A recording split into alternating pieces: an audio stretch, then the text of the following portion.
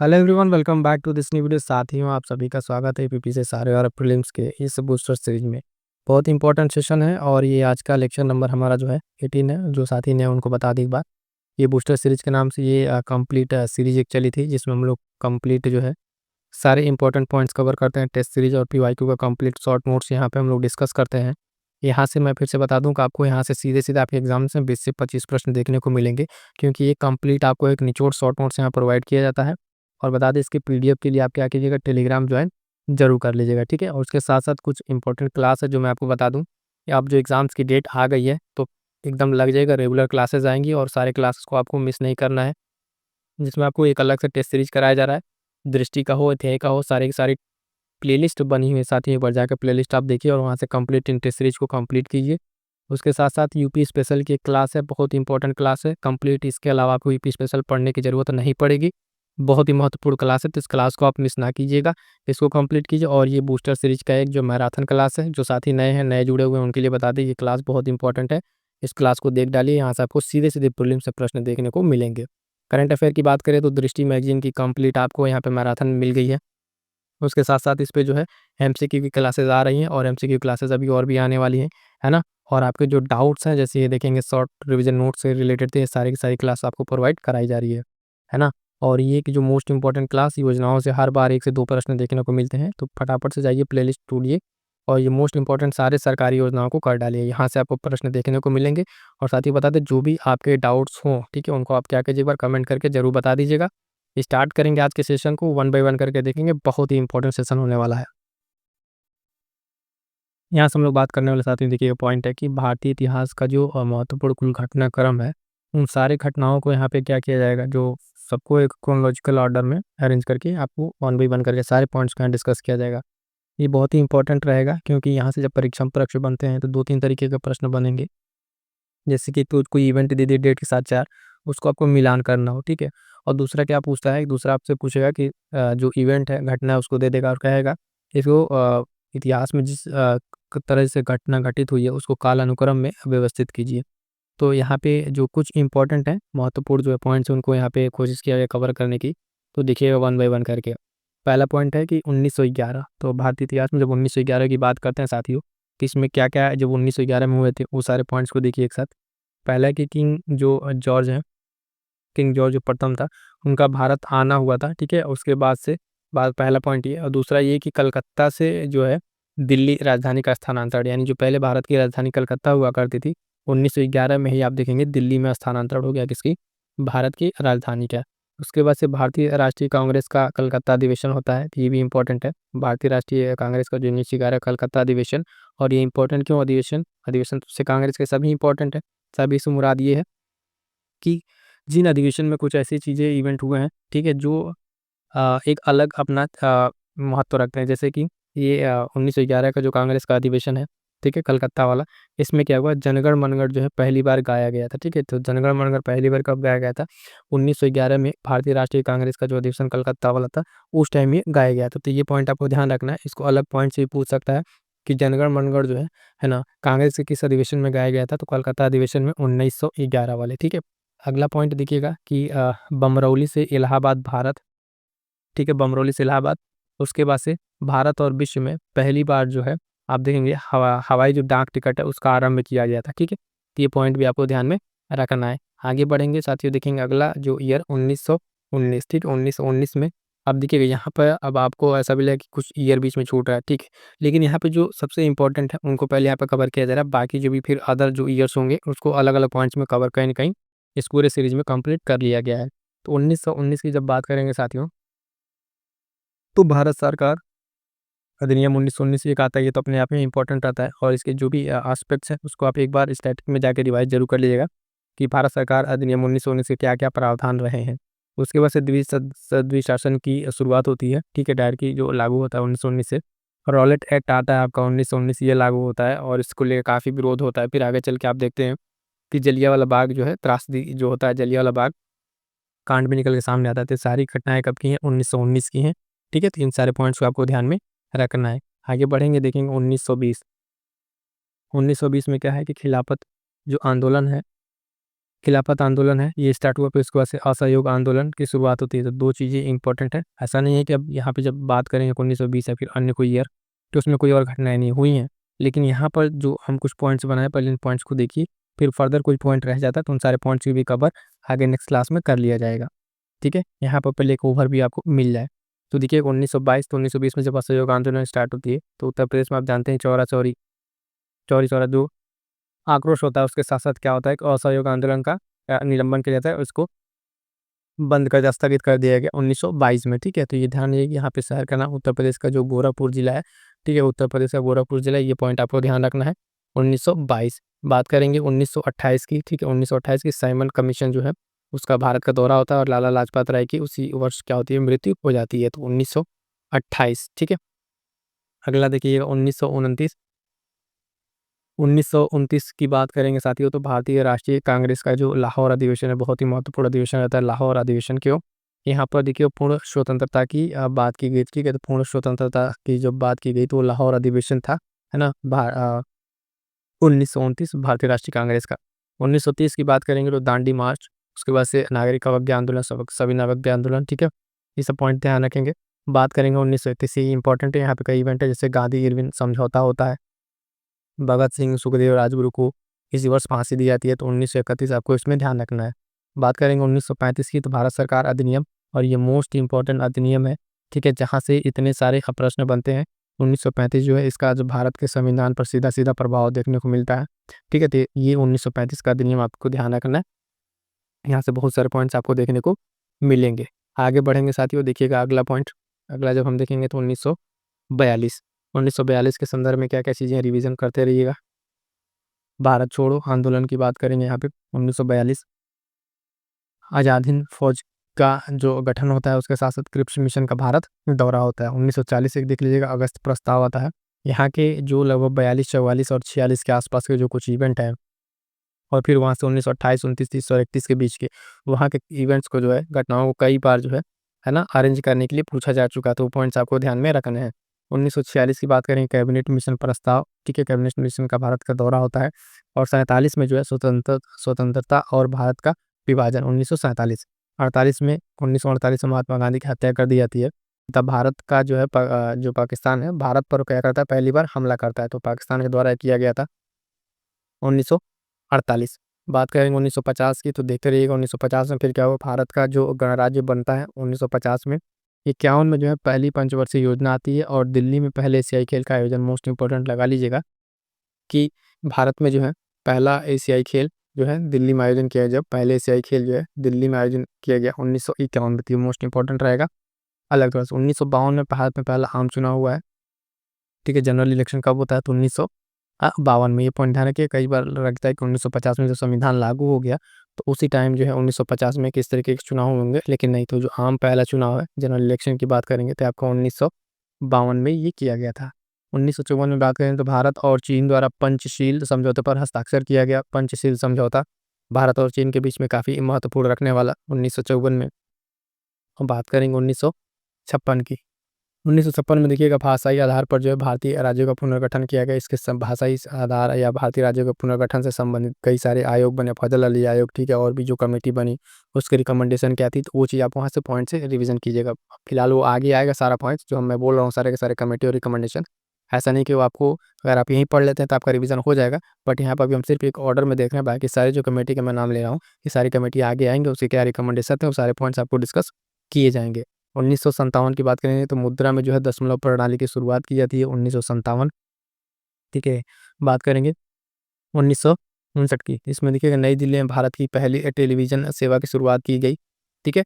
पहली टेलीविज़न सेवा की शुरुआत की गई भारत में, और 1961 में जो है पुर्तगाल से जो है गोवा की मुक्ति, ठीक है? पुर्तगालियों से गोवा को आज़ाद कराया गया 1961, और 62 में जो है फिर से चीन का भारत पर आक्रमण, तो 1962 जो है भारत चीन का युद्ध देखने को फिर से मिलता है ना? तो 1962 वाला इंपॉर्टेंट रहेगा। 64 देखिएगा जवाहरलाल नेहरू की मृत्यु होती है, और इस टाइम भारतीय जो पॉलिटिकल सिनेरियो है वो एक तरह से पॉलिटिकल वैकेंट रहता है कि उनके बाद से कौन फिर आगे प्रधानमंत्री बने, उतने लेवल का कोई फिर आदमी, है ना, सामने नेता उभर के नहीं आता है।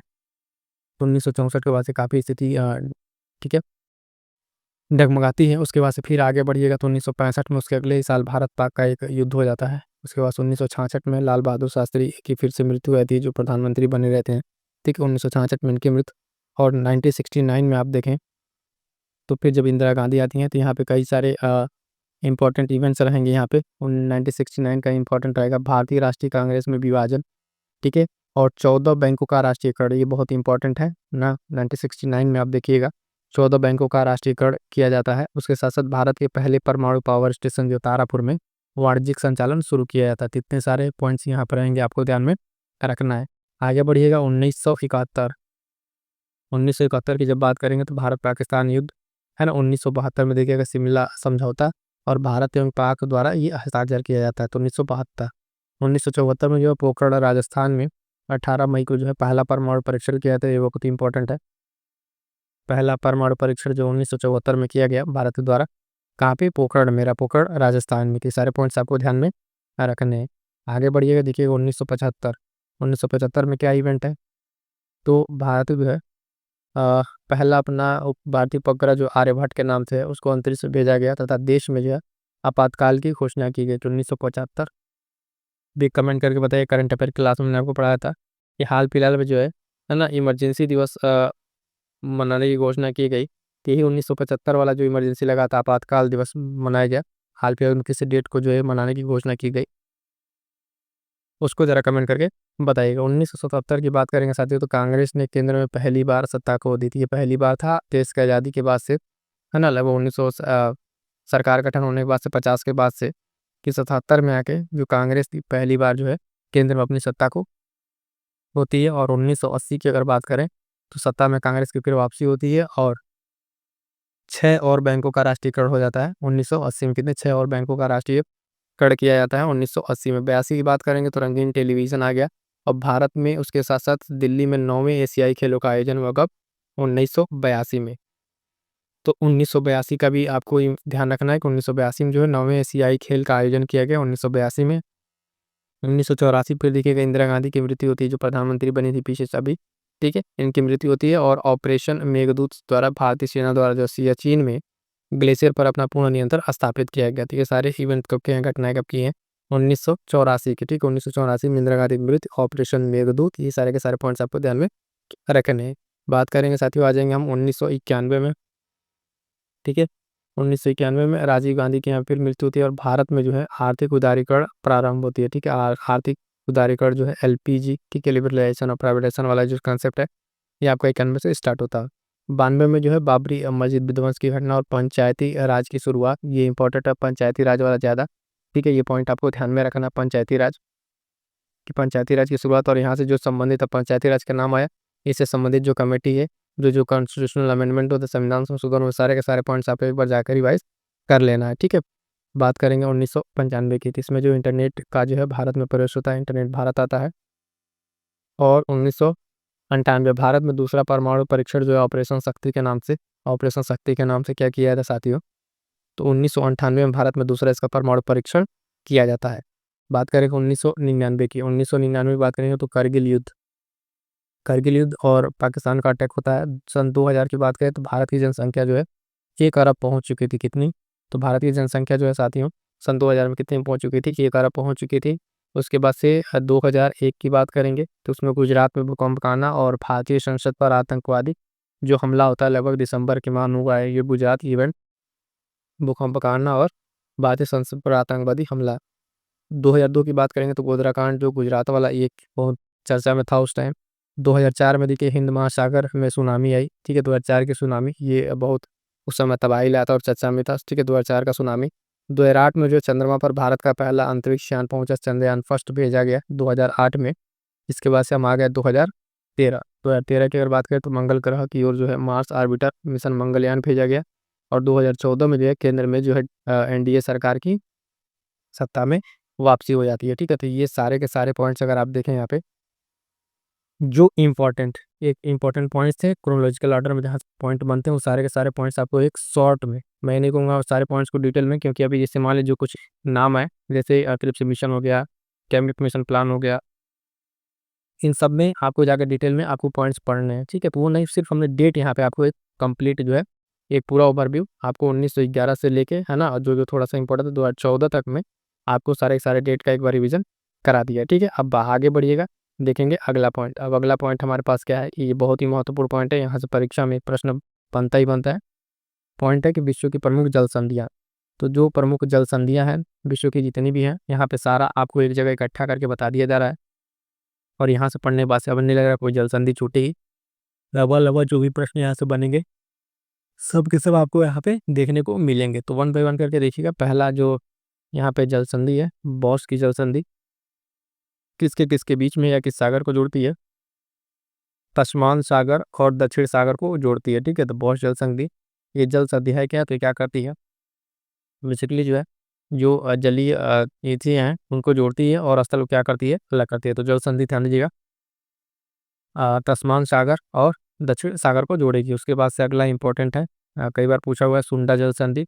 सुंडा जल संधि की बात करें तो जावा सागर और हिंद महासागर को जोड़ती है। ठीक है, सुंडा जल संधि जावा सागर एवं हिंद महासागर को आपस में जोड़ेगी। अगला पॉइंट है टोकरा जल संधि। कौन संधि? टोकरा जल संधि, ये जो है पूर्वी चीन सागर और प्रशांत महासागर को जोड़ेगी, टोकरा जल संधि। ठीक, आगे बढ़िएगा। अगला एक जो जल संधि है, युकाटन की जल संधि। युकाटन जल संधि की बात करेंगे साथियों, तो ये जो है मैक्सिको की खाड़ी और कैरिबियन सागर को, मैक्सिको की खाड़ी और कैरिबियन सागर को जोड़ेगी युकाटन जल संधि। अगला है इसी क्रम में ओरंटो जल संधि। ओरंटो जल संधि क्या है? एड्रियाटिक सागर और, है ना, आयोनियन जो सागर है इसको ये जोड़ेगा। और मैं बता दूं फिर जो जल संधियां हैं यहाँ पे, तो आपको शॉर्ट नोट से मैं दे रहा हूँ, एक बार आप कोशिश कीजिएगा, मैप अपना ओपन कीजिएगा और सारे के सारे ऐसे जो लिस्टिंग है इन सारे को एक बार आप मैप के माध्यम से ज्योग्राफी वाले में आप इसके ऊपर मार्क कर लीजिएगा, ताकि आपको कंप्लीट ये चीज़ें आपको याद हो जाए।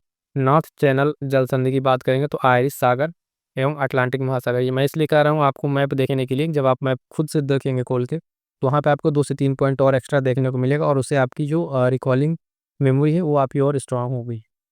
यहाँ पे सारी चीज़ अगर आपको ऐसे रेडीमेड दे दी जा रही हैं, थोड़ा सा वर्क कीजिए साथ में, और प्रीलिम्स आने तक जाने के साथ ही हो आपका इतनी अच्छी तैयारी हो जाएगी। जितने भी दिन बचे हुए हैं यहाँ पे जो भी आपको क्लासेस मिलेंगी, नो डाउट सारी क्लासेस आपको to the point exam orient रहेंगी और वहाँ से आपको सीधे सीधे प्रीलिम्स से प्रश्न देखने को मिलेंगे। तो बने रहिएगा और जो भी क्लासेस आएंगी क्लास को मिस ना कीजिएगा।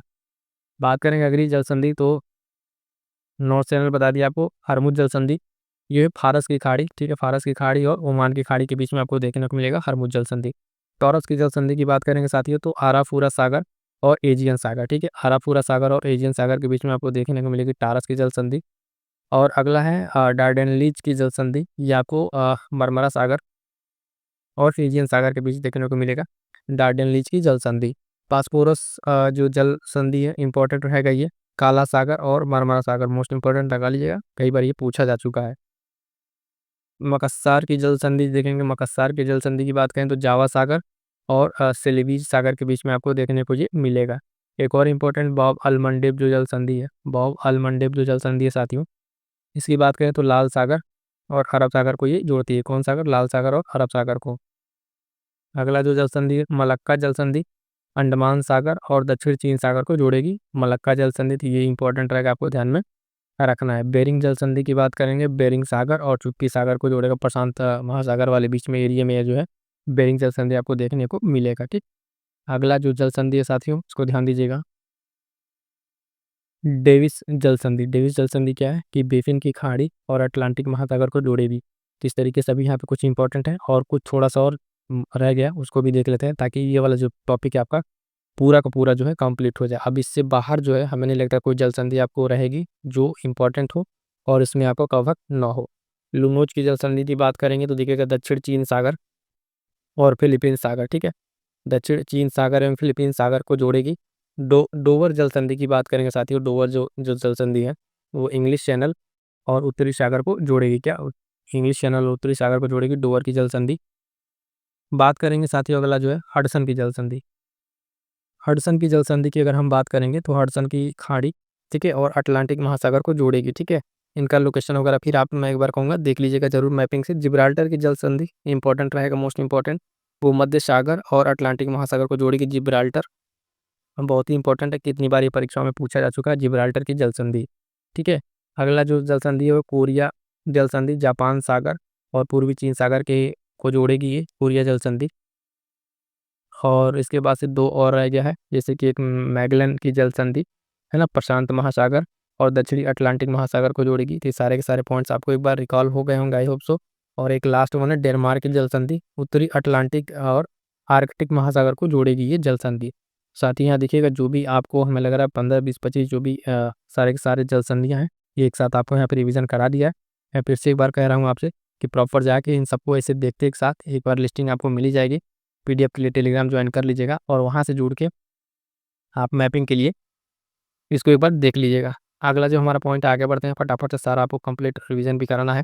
तो महत्वपूर्ण जो कार्य है, टैक्स सुधार की समितियाँ, ये अलग अलग समितियों में हमें क्या ध्यान रखना है। पहली चीज़, समिति का नाम याद रखना, किस ईयर में आई है समिति, और उसके साथ साथ क्या रिकमेंडेशन है। रिकमेंडेशन याद रहता तो ठीक है, लेकिन उसका डेट और किससे संबंधित है, किस ईयर में आई, ये पॉइंट हमको ज़्यादा ध्यान में रखना है। ठीक है, तो महत्वपूर्ण टैक्स सुधार से संबंधित कुछ समितियां हैं, जिसमें पहली समिति की बात करेंगे, अघिया समिति 2016। अघिया समिति जो है 2016, सिफारिशें इसकी क्या थी, तो पूरे देश में एक समान जो है कर प्रणाली को लागू करने यानी जीएसटी लागू करने की बात की थी। अप्रत्यक्ष करों को जो है सरल बनाना और एकल कर ढांचा लागू करना, मतलब सिंगल टैक्स के बारे में बात की थी आज्ञा समिति 2016। अगला जो है ये मोस्ट इंपॉर्टेंट है, ठीक है, मोस्ट इंपॉर्टेंट है एल.के. झा समिति 1977। मोस्ट इंपॉर्टेंट लगा लीजिएगा इसको। सिफारिश क्या किया था, तो इन्होंने भी जो है इस कमेटी ने सिफारिश की थी प्रत्यक्ष कराधान में सुधार किया जाए, है ना, और काले धन और टैक्स की चोरी को क्या किया जाए, रोका जाए, और उसके लिए सख्त कानून बनाया जाए। और बाकी जो भी अन्य रिकमेंडेशन थी, ये मेन पॉइंट्स से कमेटी की थी। एल.के. झा समिति 1977, ये आपको ध्यान में रखना साथियों, बहुत ही इंपॉर्टेंट रहेगा।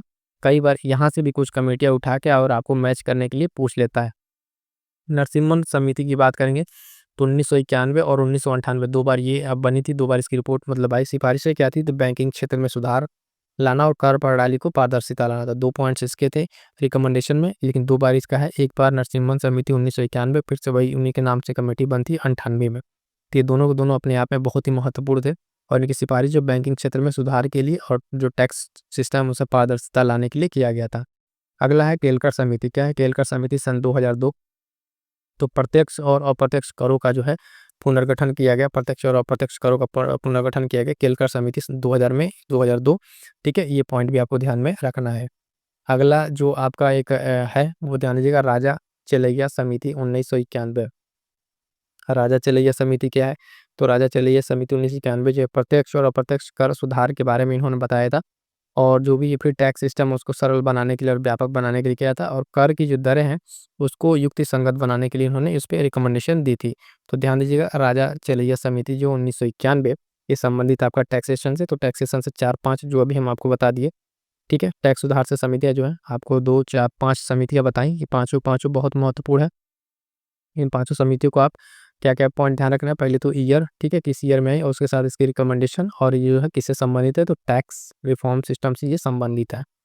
ठीक है, अब आगे देखिएगा कुछ इंपॉर्टेंट यहाँ पे योजनाएं फिर से मैं लेकर आया हूँ, चर्चा में रही जो महत्वपूर्ण योजनाएं, टॉप 10 यहाँ पर स्कीम ऐसी हैं जो इसमें फ्रिक्वेंटली यहाँ से प्रश्न बनते हैं। ऐसा नहीं है कि ये इसके साथ साथ मैं बताऊँ कि योजनाओं पर एक कंप्लीट अलग वीडियो बन गई है, आप जाइएगा प्लेलिस्ट चेक कीजिएगा, वहाँ पे आपको योजना से संबंधित कंप्लीट जो अब तक योजनाएं हैं उन पे बहुत डिटेल क्लास एक ले ली गई है। वो क्लास आपके लिए बहुत इंपॉर्टेंट है, दूसरे साथी नहीं देखें उसको जाके एक बार फटाफट से देख डालिएगा। यहाँ पर फिर से कुछ इंपॉर्टेंट योजनाओं को लाए हैं, बहुत ही टू द पॉइंट शॉर्ट में, वहाँ पे हम आपको डिटेल में कराएं, यहाँ पे आपको शॉर्ट रिवीजन करा रहे हैं। ठीक है, तो बता दें फिर से कि योजनाओं में क्या क्या जरूरी है, योजना का नाम, ठीक है, किस ईयर में आया, और उसका जो है क्या फील्ड है, किस लिए आया था, ये पॉइंट आपको ध्यान में रखना था। सिर्फ 10 योजनाएं यहाँ पर, इन सारे 10 योजनाओं को देख लीजिए। इन्हीं 10 में से वो आपको हो सकता है 1-2 प्रश्न देखने को मिल जाए। तो पहला है प्रधानमंत्री जनधन योजना, ये आपका स्टार्ट होता है 28 अगस्त 2014 को। प्रधानमंत्री जनधन योजना 28 अगस्त 2014 को स्टार्ट होता है, और बैंकिंग सुविधाओं की उपलब्धता करने के लिए, सुनिश्चित करने के लिए इसको किया गया था, और साथ साथ इसका टारगेट था वित्तीय समावेशन को बढ़ावा देने। ठीक है, तो प्रधानमंत्री वाला याद रखिए कि जनधन योजना 2014। अगला जो योजना है इसको सीधे से ध्यान देंगे, प्रधानमंत्री उज्ज्वला योजना, ये क्या था, 1 मई 2016 को स्टार्ट होता है, और गरीब परिवारों को मुफ्त एलपीजी कनेक्शन देने के लिए बात की गई थी।